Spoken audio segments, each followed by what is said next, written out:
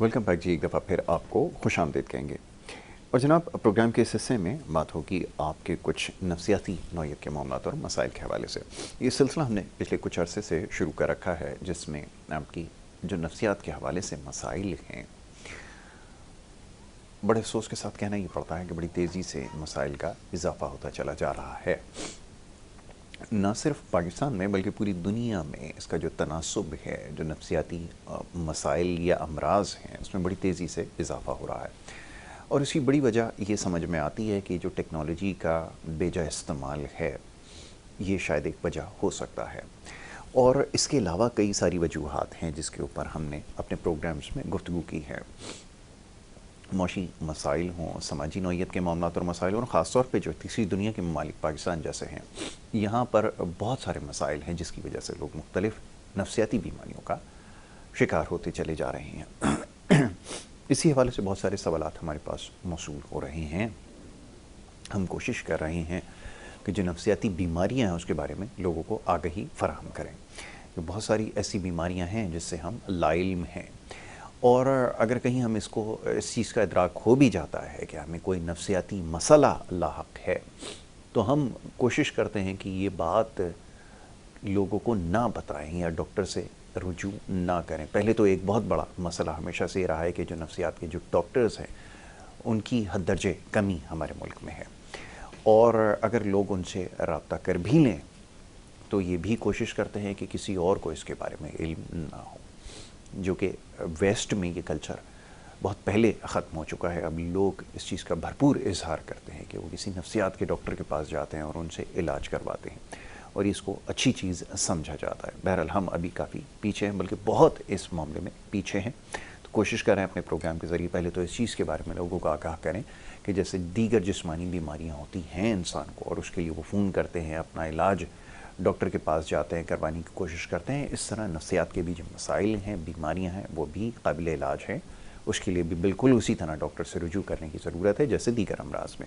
बात मुख्तसर करूँगा। मौजूद मेहमान हमारे साथ स्काइप के ज़रिए मौजूद होंगे, और डॉक्टर शफीक यासीन हमारे मौजूद मेहमान, जो कि स्टूडियोज़ में हमारे साथ होते हैं, इस वक्त मुल्क से बाहर हैं काम के सिलसिले में, तो स्काइप के ज़रिए हमारे साथ मौजूद होंगे और उनको हम खुशामदीद कहेंगे। डॉक्टर साहब को मैं वेलकम करूँगा। डॉक्टर साहब, thank you so very much for being with us once again. अस्सलाम वालेकुम। वालेकुम अस्सलाम। डॉक्टर साहब, बहुत सारे क्वेश्चंस हैं मुख्तलिफ़ बीमारियों के हवाले से, अब लोग सवाल करना लोगों ने शुरू कर दिया है। उसकी मुख्तलिफ़ अक़साम हैं जिसके ऊपर हम बात कर चुके हैं। पिछले प्रोग्राम में हमने बात किया कुछ कि जो लोगों के साथ मसाइल हैं, ख़ास तौर पे जो ड्रग अब्यूज़र्स हैं, उनको हेलुसिनेशंस और इस तरह के जो मसाइल हैं उनको कैसे रिज़ॉल्व किया जाता है। फिर हमारे पास एक बहुत सारे केसेस अब बाइपोलर डिसऑर्डर के हवाले से, जिसके ऊपर हमने अपने प्रोग्राम्स में गुफ्तगू की। पिछले प्रोग्राम में हमने डिमेंशिया के ऊपर बात की है। ये आजकल जो कुछ पैरानोया के हवाले से, ये जो पैरानॉइड होते हैं लोग बहुत ज़्यादा, इसके हवाले से लोग जानना चाहते हैं, क्या ये कोई वाक़तन बीमारी है? क्या इसको भी ठीक किया जा सकता है? मैं चाहूँगा ज़रा इसके ऊपर आज गुफ्तगू की जाए कि जैसे हमने पिछले प्रोग्राम में बात की थी। मैं चाहूँगा ज़रा यहाँ से गुफ्तगू का आगाज़ किया जाए, प्लीज़। जी बिल्कुल। आई थिंक बड़ा रेलेवेंट और अच्छा क्वेश्चन है और बड़ा कॉमन है। जी।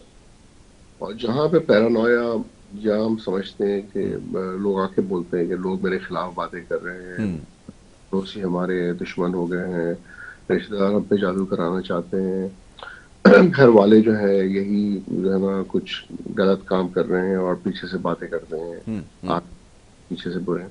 लेकिन बात यह है कि ये बड़ा कॉमन है सोसाइटी में, और हर एक पैरानोया को एक ज़िम्रे में या एक कैटेगरी में नहीं डाला जा सकता। इसका तरीका इसी तरह से है जैसे कोई आपके पेशेंट आता है, एज अ फिजिशियन अगर मैं डॉक्टर देख रहा हूँ तो किसी को बुखार है, तो मैं हर बुखार को एक कैटेगरी में नहीं कंसिडर कर सकता जिसका जवाब सिर्फ पैरासिटामोल ही है और बुखार उतर जाएगा। Very right. तो पैरानोया को मजीद डायसेक्ट करना और मजीद एवेल्युएट करना, उसको असेस करना बड़ा इम्पोर्टेंट है, इसलिए कि पता चले कि ओरिजिन क्या है।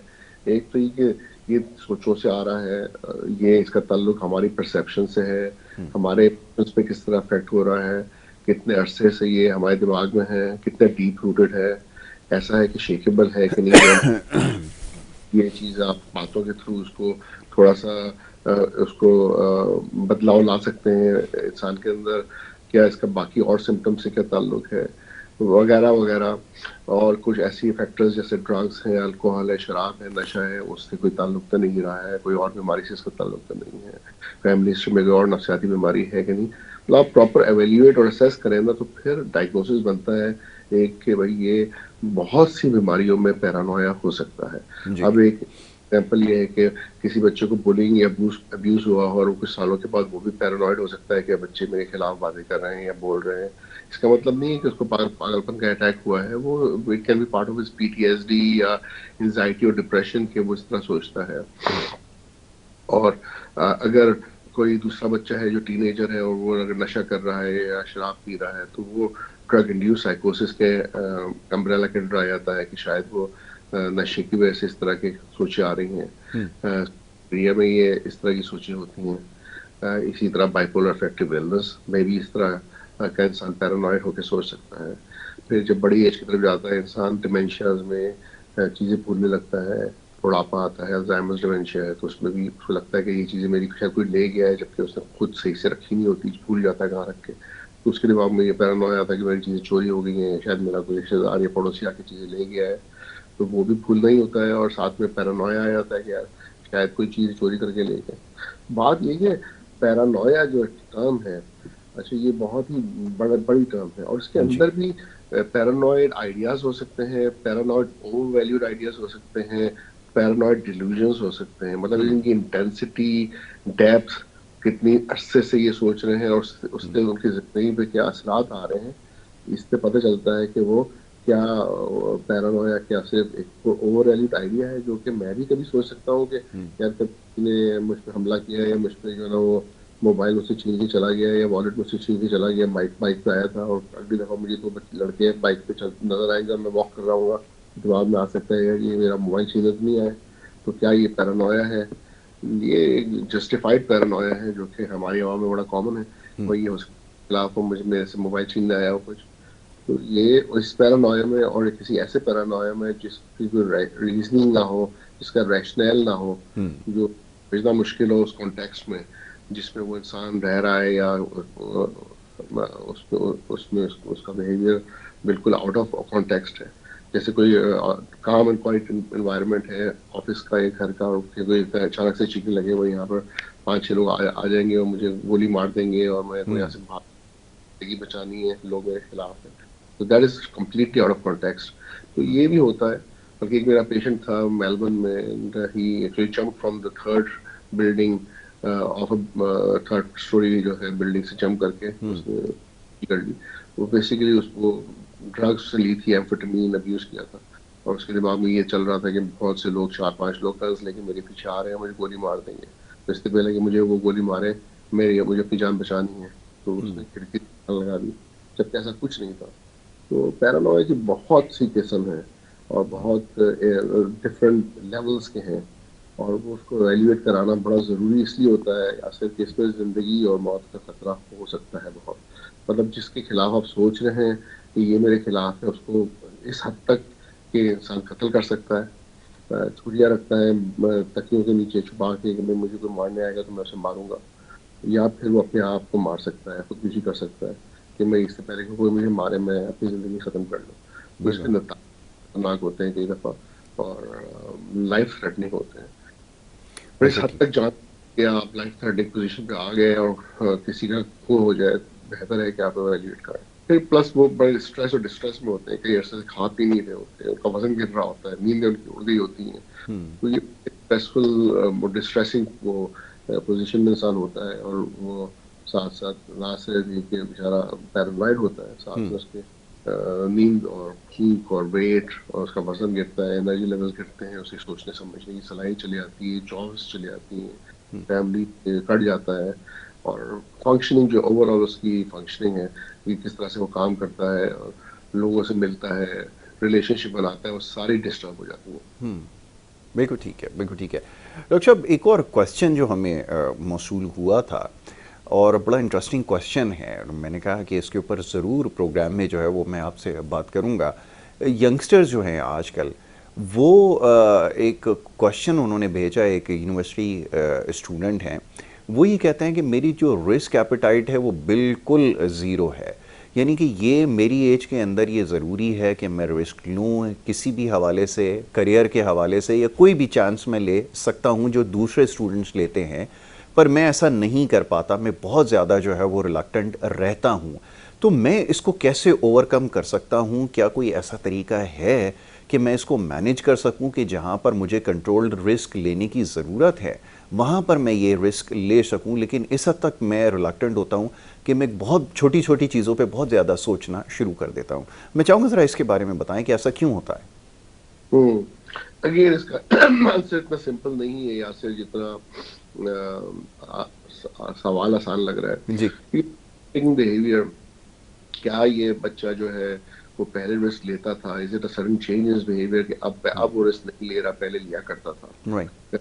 एज क्या है उसकी, उसकी डेवलपमेंट कैसी है, उसके माँ बाप की जेनेटिक्स और उनका ब्रॉटअप और उनका एटीट्यूड टुवर्ड्स लाइफ और रिस्किंग बिहेवियर क्या है, उस में से क्या सीखा है, उसकी जीन्स में क्या आया है, क्या उसने कोई ऐसी चीज विटनेस की है अपनी फैमिली में और आसपास में कि रिस्क टेकिंग से कोई बहुत ही एडवर्स और नेगेटिव इफेक्ट्स आए हैं उसकी फैमिली में या किसी जानने वाले की, जिससे वो परेशान होके और वो पीछे हट गया इस तरह की किसी बिहेवियर से। देखिए, रिस्क टेकिंग बिहेवियर ये बड़ा इम्पोर्टेंट है, आई थिंक।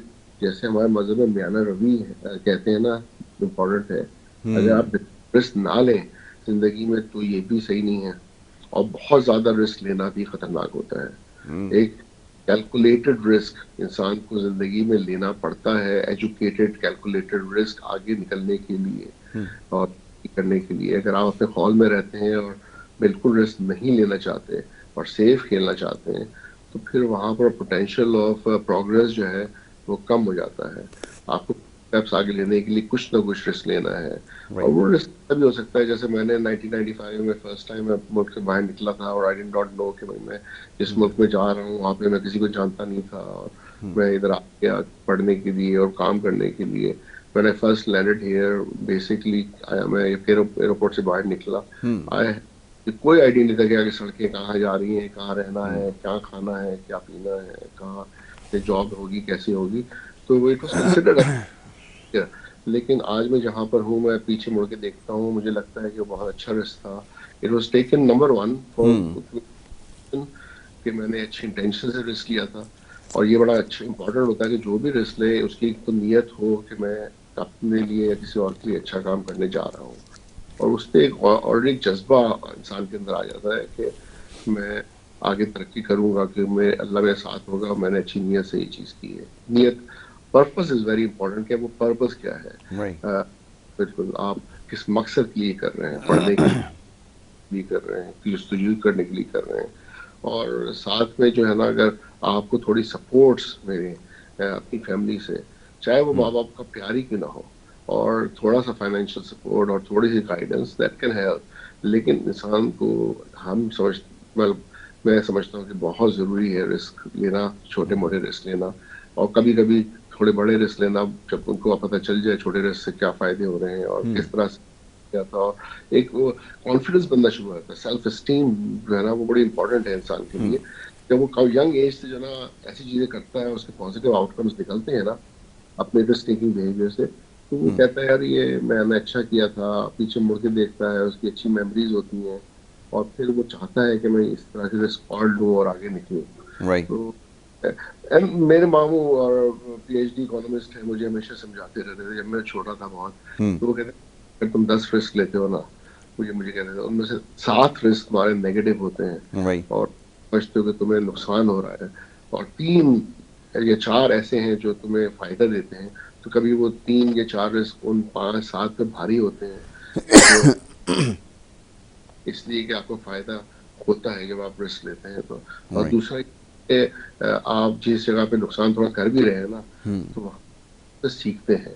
ये जरूरी है समझना कि हर डिसीजन मेकिंग में आपका आउटकम पॉजिटिव नहीं होगा। बिल्कुल और ठीक कभी है।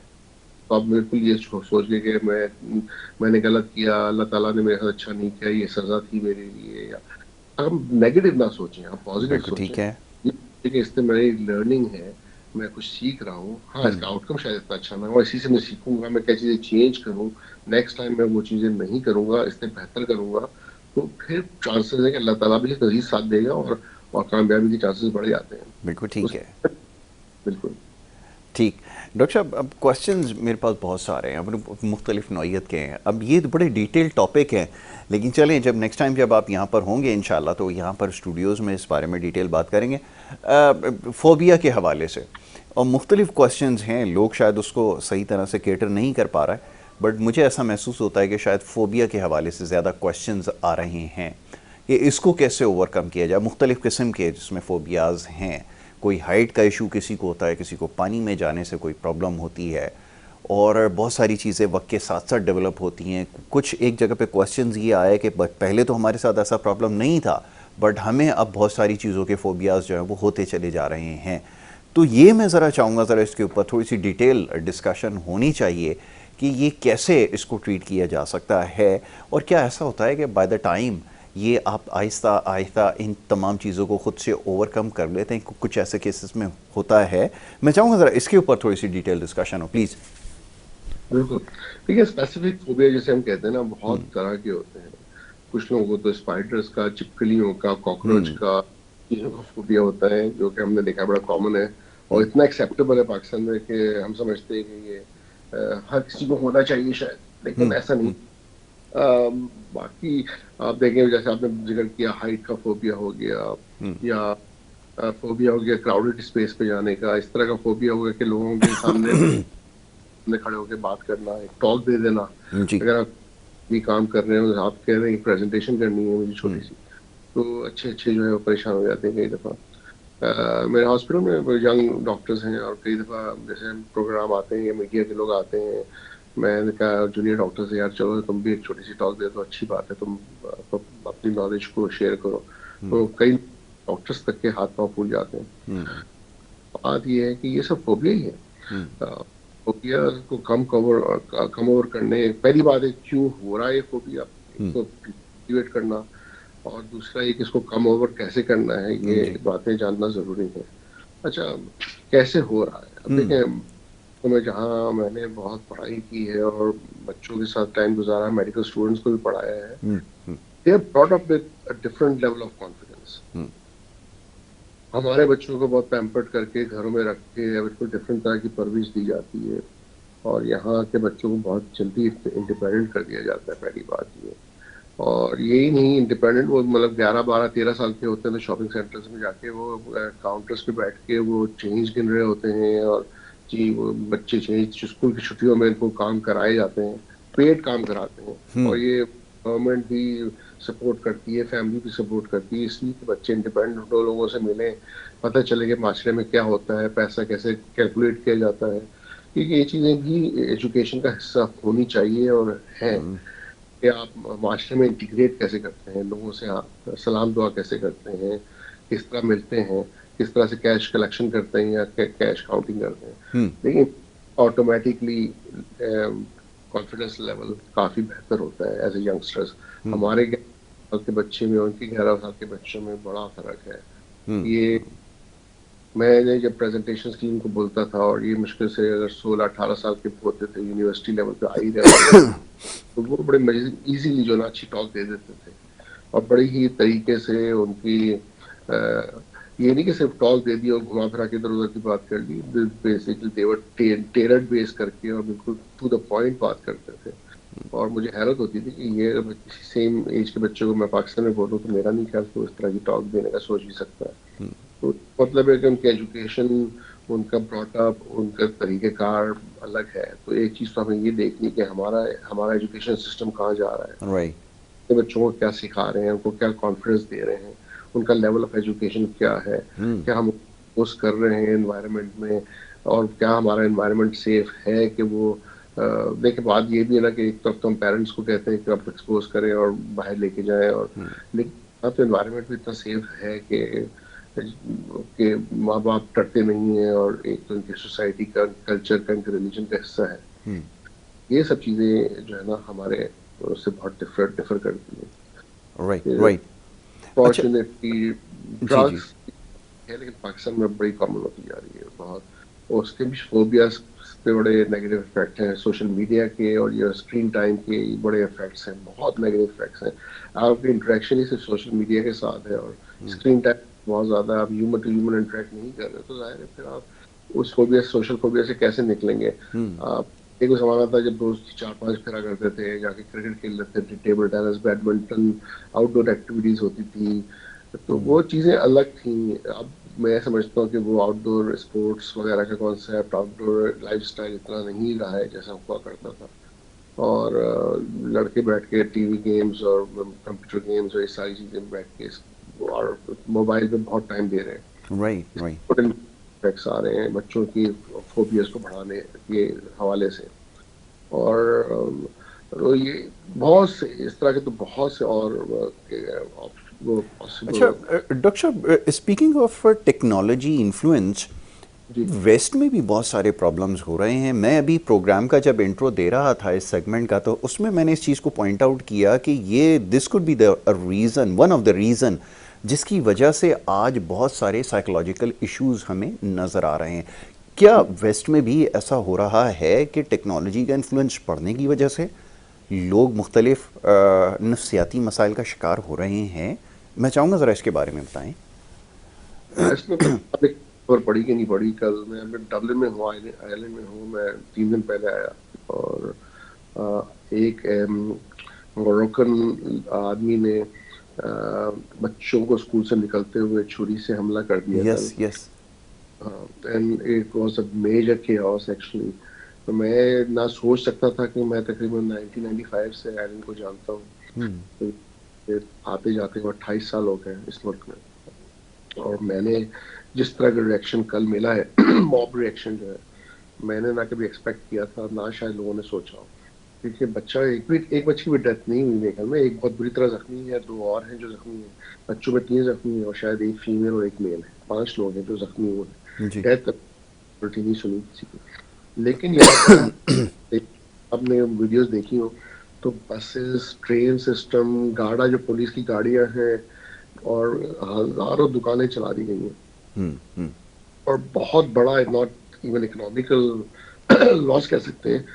पकड़ पकड़ के पुलिस को मारा गया है, लोगों को जख्मी किया गया है। सैड। पूरा सेंटर बेसिकली ब्लॉक हो गया था कल। पब्लिक ट्रांसपोर्ट पूरे शहर की बंद कर दी गई है, मतलब there is no transport to take. कल मैं इत्तेफाक से निकला हुआ था और मैं जब ये हुआ तो मेरे ट्रांसपोर्ट चाहिए थी। टैक्सी वाले ने कहा हमें लोग 3 गुना टैक्स फेयर देने को तैयार है, लेकिन इस वक्त हम इतना रिस्क में है कि हम नहीं लेने जा रहे, इसलिए कोई पता नहीं आप टैक्सी चला दें क्या कर दें। But mob reaction was out of context. और वही बात है, मैं एक पढ़े लिखे मुल्क में जहाँ पे मैं अपनी बातें कर रहा था पॉजिटिव, ये मैं बिल्कुल एक्सपेक्ट नहीं कर सकता था कि इतने एक इंसिडेंट के पीछे इतना बड़ा रिएक्शन आएगा और इतना ज़्यादा डैमेजिंग किस्म का और क्रिमिनल क्रिमिनल लेवल का ये बिहेवियर है कि अब आप लोगों की दुकानों में घूम घुस के, सिर्फ इस वजह से नहीं कि गुस्सा है आपको, चीज़ें चुरा रहे हैं। बड़ी बड़ी शॉप्स थी हाई लेवल की, वहाँ से ज्वेलरीज और गोल्ड और कपड़े, क्या कुछ नहीं चुराए गए। तो बिल्कुल। मैं बात कर रहा था, मैं समझता हूँ, मैं पाकिस्तानी है मेरे ब्रदर इन लॉ से, मैंने कहा देखिए हम कहते हैं हमारा मुल्क सेफ नहीं है, वहाँ तो लोड शेडिंग हर वक्त होती रहती है, लाइटें भी जाती हैं। जिस तरह से कुछ घंटों के अंदर यहाँ पे ये हो गया है कि पुलिस तक सेफ नहीं थी, और जिस तरह से लोगों ने ये रिएक्शन दिया है आउट ऑफ कॉन्टेक्स्ट, उस हिसाब से दूसरी तरफ आप पैलेस्टाइन को दे रहे हैं, वहाँ हजारों बच्चे मर गए बेचारे। जी। अभी चिल्ड्रन डे था और 3,000 से ऊपर तो सिर्फ बच्चों की डेथ हो चुकी है। यहाँ तो एक बच्चे की डेथ नहीं हुई, मैं उसको मिनिमाइज नहीं करना चाह रहा किसी तरह से जो जी। आयरलैंड में हुआ। Of course it was a terrible incident, ऐसा होना नहीं चाहिए किसी भी मुल्क में किसी बच्चे के साथ। लेकिन मैं कंपेयर कर रहा हूँ कि वहाँ देखें कितने हजारों लोग बच्चे मरे हैं, लेकिन कहाँ कोई रिएक्शन किसी भी मॉब ने दिया है किसी भी मुल्क के, चाहे वो इस्लामिक मुल्क की क्यों ना हो। लेकिन जिस तरह से कल रिएक्शन आया, that was criminal act actually on behalf of जो भी लोगों ने किया है। और मैं समझता हूँ इतनी पढ़ी लिखी नेशन के होते हुए सारा कुछ देखना एम्बैरसमेंट भी है, और कई कुछ हद तक लगता भी है कि शायद इसके पॉलिटिकल एम्स नहीं हो कि यहाँ सबसे ज़्यादा सपोर्टिव जो रही है। मैं पॉलिटिक्स की तरफ जाना तो नहीं चाह रहा नफ्सियात के प्रोग्राम में, लेकिन आई थिंक जितना सपोर्ट आयरलैंड ने या पुर्तगाल ने या कुछ यूरोपियन कंट्रीज ने पैलेस्टाइन को किया है और सेंटिमेंट्स मुसलमानों के फेवर पे गए हैं यहाँ, ताकि कोई एक्ट होना एंटी मुस्लिम है और एक दो दिन के अंदर ही सब कहेंगे ये इमिग्रेंट्स मुसलमान हैं, ये हम इन लोगों को मारते हैं।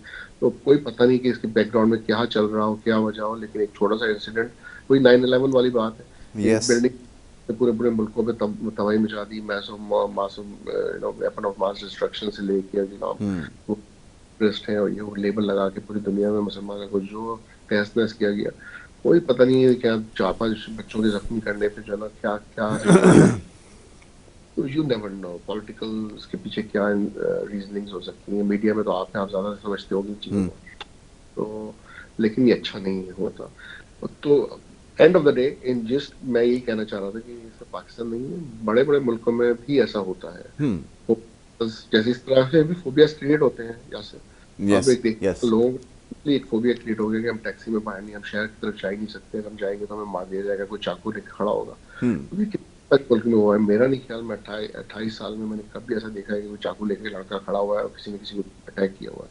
हम्म। लेकिन इस एक चीज हो जाती है ना, तो एक फोबिया फियर तो डेवलप होता है, यस। और वो भी फिर अगेंस्ट उसके होगा जो कि मुस्लिम लुकिंग होगा या फिर, तो डेफिनेटली फिर वो एक रेसिस्ट किस्म का एक इमेज छोड़ जाता है जी। जी। अगेंस्ट। ये भी सही है। आपके चेहरे को देखते हुए, आपके नाम को सुनते हुए लोग डरते हैं फिर कि भाई नेक्स्ट टाइम हम्म। यही ना क्या जाए।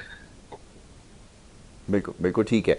डॉक्टर साहब, अब टाइम मेरे पास कम है, मेरे दिमाग में एक सवाल आता है, मैंने सोचा ये अपना सवाल भी इसमें शामिल कर लूँ। हम बहुत सारी चीज़ें अपनी लाइफ में हमने ऐड ऑन की हुई हैं, डाइट के हवाले से बड़े कॉन्शियस हैं, सब कुछ है, but very less people know कि दिमाग को चार्ज रखने के लिए और एक्टिव रखने के लिए क्या ऐसी चीज़ है जो कंज्यूम करने की ज़रूरत है। क्योंकि ये भी एक बड़ा डिटेल टॉपिक है, क्योंकि हम अपनी डाइट की तरफ से पूरी दुनिया में ये प्रॉब्लम वैसे हो रहा है कि बहुत ज़्यादा शुगर का इस्तेमाल, ये तमाम चीज़ें हमारी इंसुलिन को बहुत स्पाइक कर रही हैं, ये सारी चीज़ें ऐसी प्रॉब्लम्स हैं। बट ये दिमाग को फ्रेश रखने के लिए कुछ यकीनन एक्टिविटीज़ हैं, कुछ डाइट के हवाले से भी वो चीज़ें हैं जो हमें अडॉप्ट करने की ज़रूरत है। वो क्या हो सकती हैं डॉक्टर साहब?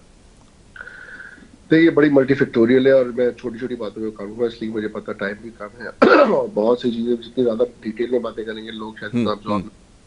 लेकिन बेसिक देखे ना, अच्छी नींद और क्वालिटी नींद, यस। जब आप सुबह उठते हैं और आपने अच्छी नींद ली है तो ऑटोमेटिकली आपका माइंड फ्रेश होगा, अच्छा सोचेगा भी, और आपका काम भी अच्छा करेगा दिमाग। और दूसरा है कि पानी, डिहाइड्रेशन बड़ी कॉमन है, हम्म।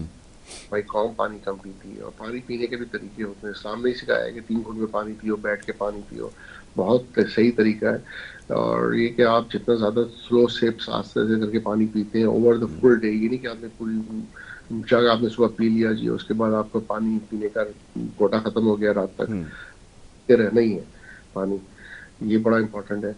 विटामिन डी की हम बात करते रहते हैं कि जब आप निकलते हैं सुबह उठते हैं, एक्सक्यूज मी। सूरज की रोशनी ले, फ्रेश हवा ले, उससे आपका दिमाग भी खुलता है, और फिर जो विटामिन डी जो है ना वो automatically melatonin very important. Yes. के लिए बहुत इंपॉर्टेंट है, कमजोरी को कम करती है। जब कमजोरी कम होती है तो डेफिनेटली वो बेहतर इंसान फील करता है। ओवर वेट ना होना, वेट का बहुत कम होना, ओवर वेट होना बिल्कुल सही नहीं है। तो वेट बैलेंस और सही बैलेंस डाइट लेके चलना और वेट मैनेज रखना अपना बड़ा इंपॉर्टेंट है, अच्छी ब्रेन एक्टिविटीज के लिए, ताकि आपकी मेमोरी सही हो, आपकी कंसंट्रेशन सही हो, आपका दिमाग सही काम कर रहा हो। वेट अपना मैनेज रखें। बहुत शुगर खाना जो है ना वो सबसे खतरनाक चीज है, मैं समझता हूँ कि उस वक्त दे देता है वो फॉर्म में एक शुगर इंटेक आता है आपका, दिमाग बिल्कुल आप हाइपर भी हो जाते हैं और दिमाग भी काम कर रहा होता है, लेकिन ये थोड़ा सा शॉर्ट लिव्ड है। उसके बाद फौरन उसके बाद आपके साइड इफेक्ट्स हैं, और ये ऐसी चीजें कि जो अवॉइड ही करनी चाहिए। ऐसे खाने जिसके लो ग्लूकोज इंडेक्स हो, मतलब फुली एब्जॉर्ब हो, और एक लो कर्व बनाएं और देर तक आपके सिस्टम में रहें, जो कि अच्छी मीट है या अच्छा गोश्त है, मछली है, वेजिटेबल्स हैं, फाइबर वाले फूड है, फ्रूट्स हैं, ये सब चीजें जो है ना खाना जरूरी है। अब वेजिटेबल्स को लेकर तो बहुत ज्यादा पकाना नहीं है, इनको कच्चा रखना, मतलब बिल्कुल ऐसा भी नहीं कि आपने ओवर कुक कर लिया तो न्यूट्रिशन खत्म हो गई। दही है, दूध है, अच्छा खालिश मिल जाए तो, मतलब ये न्यूट्रिशन के हवाले से देखें तो हजारों चीजें हम इस पे बात कर सकते हैं। थोड़ा सा ड्राई फ्रूट है, एलमंड वगैरह के बहुत अच्छे बेनिफिट्स हैं, वो लेना चाहिए इंसान को। और फिर रूटीन के साथ जो है ना इंसान अगर खुश रहता है ना, और अपनी लाइफ में बैलेंस लेके चलता है रिलेशनशिप को, काम को, पढ़ाई को, और बड़ों को, छोटों को, और टाइम अपने आप को देता है और अपनी जिंदगी को टाइम देता है, तो फिर इंसान खुश रहता है। स्ट्रेस का लेवल का कम होना बिल्कुल बहुत ठीक है। जरूरी है फोकस होने के लिए, अच्छी मेमोरी के लिए, अच्छे दिमाग को काम करने के लिए। क्योंकि अब आप वरना इतनी सोचों में रहेंगे, जब सोचें नेगेटिव होंगी, परेशानी की होंगी, और बहुत ज़्यादा दिमाग में चल रही होंगी, तो फिर आप फोकस नहीं हो सकते। तो ये भी बड़ा इंपॉर्टेंट है कि आप स्ट्रेस लेस करें किसी तरह। ठीक है, स्ट्रेस तो परसेप्शन है, और बिल्कुल। मैं आपको बता दूं कि हर इंसान इंक्लूडिंग माई सेल्फ ऐसा नहीं हो सकता जो स्ट्रेस फ्री हो। जी। अब जी। हम इस क्या देख रहे हैं, हम इसे चैलेंज समझ के ले रहे हैं, हम इसे फेस कर रहे हैं ये सोच के जब हम इसे हल कर लेंगे तो हम एक नेक्स्ट स्टेप पे जा रहे हैं। क्या हम प्रॉब्लम सॉल्विंग स्किल्स हमारी अच्छी हैं, कि हम समझते हैं कि एक वे ही है जी। स्ट्रेस को deal करने का, या जो इसे हम चैलेंज समझ रहे हैं कि उसके ऑल्टरनेट ऑप्शंस हैं। बहुत लोगों से बात करना, मदद मांगना, अपने प्यारों से, दोस्तों से, जो हम समझते हैं इंटेलिजेंट हैं, जो आपके दोस्त, असल दोस्त हैं, वो भी मदद करता है। कभी कभी हम अपने प्रॉब्लम को सही से नहीं देख सकते, आपके जी। आसपास हैं। इसके बारे में बात करना ना सिर्फ ये कि आप वेंटिलेट आउट कर रहे हैं ना, अपने वही आप को वही। अ, हल्का कर रहे हैं बात करके, बल्कि मशवरे भी ले सकते हैं। और मशवरे लेना बहुत अच्छी बात होती है, मैं समझता हूँ। लेकिन हर मशवरे पर अमल ना करना जो है ना, वो बेहतर होता है। लेकिन मशवरे लेने में कोई बुराई नहीं होती, और इंसान छोटा नहीं होता किसी तरह से। जब आप फंस जाते हैं कभी कि यार मुझे समझ नहीं आ रहा क्या करना चाहिए, बात करें, बाप से बात करें, शायद मशवरा ना मिले, दुआएं मिल जाए। लेकिन बहुत बहुत तरीके हैं डील करने के, वही। और उस पर आपको हार नहीं माननी। एंड ऑफ बिल्कुल द डे ठीक है। हार नहीं माननी है, आपको कोशिश करनी है, और दैट्स दी हौसले। बॉटम लाइन कि आपको हार नहीं माननी, गिव अप नहीं करना किसी भी स्टेज के ऊपर, और ये चीज़ हमें डेवलप करनी पड़ेगी। That is more important, right. तो डॉक्टर साहब इंशाल्लाह इसी को टॉपिक बनाएंगे नेक्स्ट टाइम। इंशाल्लाह आप होपफुली हमारे साथ स्टूडियोज़ में होंगे, तो हम बहुत सारे और दीगर इश्यूज़ हैं जिसके ऊपर बात करेंगे। तो बहुत सारे क्वेश्चन मेरे पास हैं, लेकिन मज़ा तब आएगा जब आप स्टूडियोज़ में यहाँ पर होंगे इंशाल्लाह। तो thank you so very much doctor साहब कि आपने अपना वक्त निकाला, यहाँ पर हमारे साथ प्रोग्राम में मौजूद रहे, और बड़ी अच्छी गुफ्तगू आपने की, और बड़ी खुलकर बात हुई। बहुत सारे मौज़ूआत के ऊपर हमने बात की। इसको समझाने की हम कोशिश कर रहे हैं कि लोग को ये बात समझ में आए कि जो नफ्सियाती मसाइल हैं ये यकीनन काबिल इलाज हैं, और बहुत सारी चीज़ों का हमें शायद इदराक नहीं होता।